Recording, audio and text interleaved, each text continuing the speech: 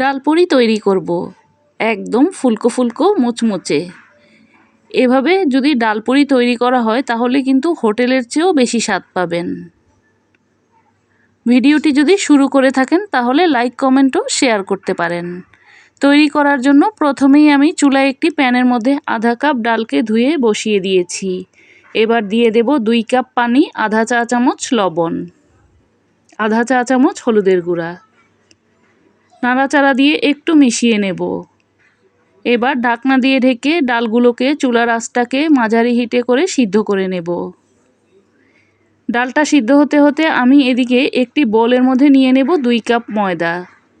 চাইলে এই পুরিগুলো কিন্তু আটা দিয়েও তৈরি করতে পারবেন। দিয়ে দেব আধা চা চামচ লবণ, আধা চা চামচ বেকিং পাউডার,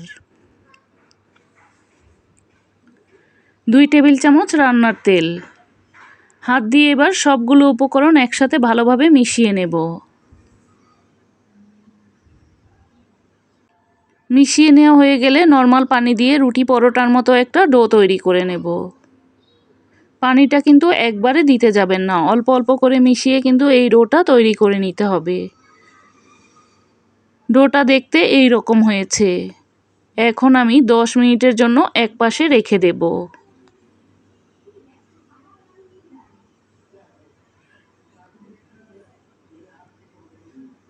ডালগুলো কিন্তু এখন সিদ্ধ হয়ে গিয়েছে। ডালের পানি পুরোপুরি শুকিয়ে নিয়েছি। ডালের মধ্যে কিন্তু কোনো রকম পানি রাখা যাবে না। এবার চুলায় একটি প্যান বসিয়ে দিয়ে দেব 1 টেবিল চামচ রান্নার তেল, আধা চা চামচ আস্ত পাঁচফোড়ন,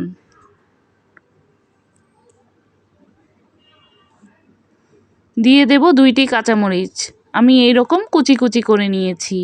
এবার তেলের মধ্যে একটু ভেজে নিয়ে ডালগুলোকে দিয়ে দেব। খেয়াল রাখতে হবে ডালের মধ্যে যেন কোনো রকম পানি না থাকে, তাহলে কিন্তু পুরির মধ্যে যখন পুরটা দিবেন তখন কিন্তু বের হয়ে আসবে।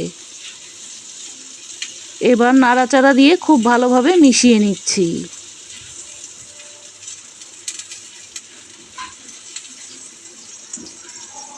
নাড়াচাড়া দিয়ে মিশিয়ে নেওয়ার পর এখন দিয়ে দেব আধা চা চামচ টালা জিরার গুঁড়া। টালা জিরার গুঁড়াটা দেওয়ার পর আর একটু ভালোভাবে মিশিয়ে নেব।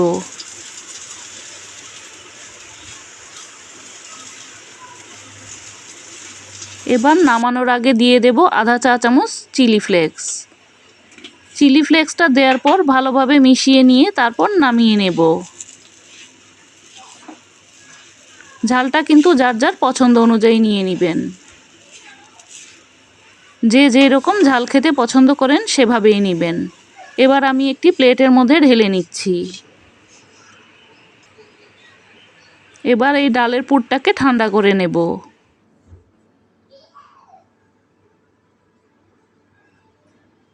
দশ মিনিট পর আমি এই ময়দার ডোটা থেকে এখন অল্প অল্প করে নিয়ে পুরিগুলো তৈরি করে নেব।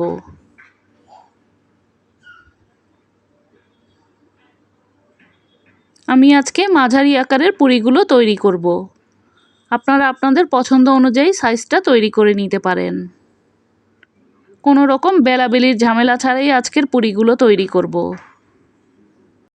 মাঝখানটা যেন পাতলা না হয়ে যায়, এজন্য একদম মাঝ বরাবর এই ডোটা থেকে আরেকটু ডো নিয়ে এই মাঝখানে এভাবে দিয়ে দেব। ডোটা পাতলা হলে কিন্তু ডালের পুরটা বাইরে বের হয়ে আসবে। ডালের পুরের পরিমাণটা কিন্তু আমি একটু বেশি করেই দিয়েছি। এবার উপরটা এভাবে করে আটকে দেব।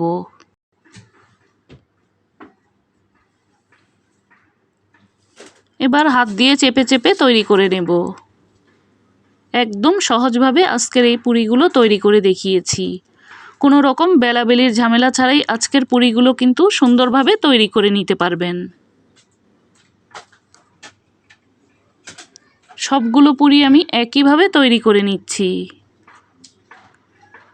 পুরিগুলো এভাবে তৈরি করে কিন্তু ডিপ ফ্রিজে সংরক্ষণ করতে পারবেন, যখন খুশি তখনই ভেজে খেতে পারবেন।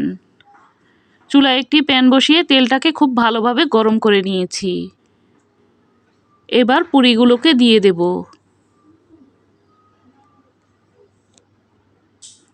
পুরিগুলো দেওয়ার পর কিন্তু চারপাশে যদি এভাবে তেল দেওয়া হয় তাহলে পুরিগুলো খুব সহজেই ফুলে উঠবে। আমি একটি করে দেখিয়ে দিলাম। এবার সবগুলো পুরি আস্তে আস্তে করে আমি দিয়ে দিচ্ছি। চারপাশ থেকে তেলটা যখন এভাবে দেওয়া হয় তখন পুরিগুলো খুব সহজেই ফুলে ওঠে। চুলার আঁচটা খুব বেশি বাড়িয়ে বা খুব বেশি কমিয়ে পুরিগুলোকে ভাজা যাবে না।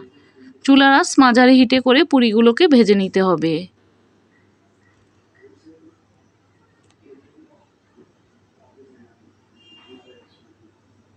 এভাবে পুরিগুলো ভাজলে কিন্তু সবগুলো পুরি ফুলকো ফুলকো হবে।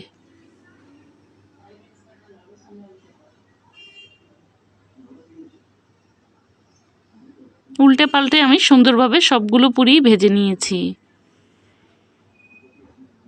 যখন এইরকম একটা কালার চলে আসবে তখন আমি পুরিগুলোকে তুলে নিচ্ছি।